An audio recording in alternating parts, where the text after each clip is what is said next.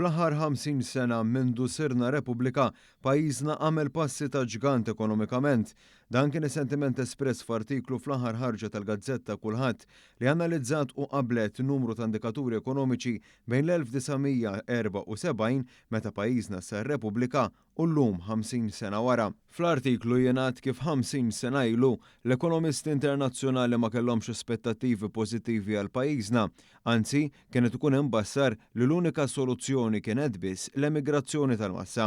Minkejja li fl-ewwel ftit snin ta' Malta Repubblika dan kien fenomenu li ssokta fuq is-snin preċedenti, tant li kważi 25,000 persuna kellhom iħallu wara twelidhom, l-andament ekonomiku beda jitjieb bil-mod fl-ewwel snin ta' gvern ġdid Laburista.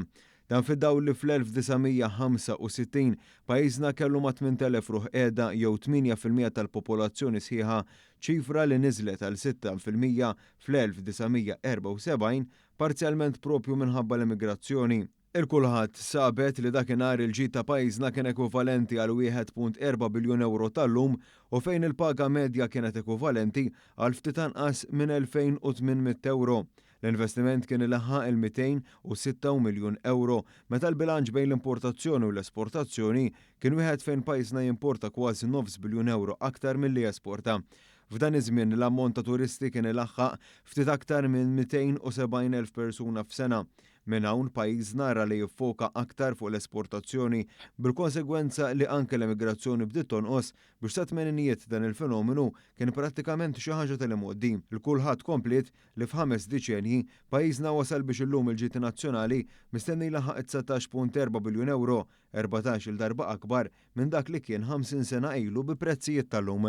Ras għal ras, l-ekonomija ta' pajjiżna għandha valur miżjud aktar mill-medja taż-żona euro meta dan kien 20% taż-żona euro 50 sena ilu.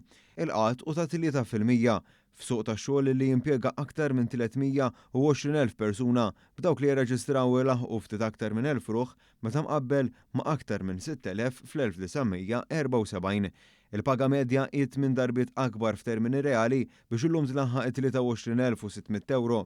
Dan minn barra investimenti li jlaħħaq 3 biljun euro u nofs f'sitwazzjoni fejn pajjiżna jesporta 3.4 biljun euro aktar milli jimporta u fejn it-turisti mistennija jgħoddu għal 3 miljun persuna u nofs. L-artiklu tal-kulħadd innota kif il-kisbiet ekonomiċi ta' pajjiżna huma aktar b'saħħithom meta wieħed iqis il-kuntest internazzjonali li fl-aħħar 50 sena kien ikkaratterizzat mill-kriżi internazzjonali fil-bidu ta' tmeninijiet, ir-riformi meħtieġa biex pajjiżna daħal fl-Unjoni Ewropea b'implikazzjonijiet ekonomiċi u l-kriżijiet tal-2009 u l-pandemija tal-2020 li ħallew qatt ta' pajjiżi jarkubtejhom.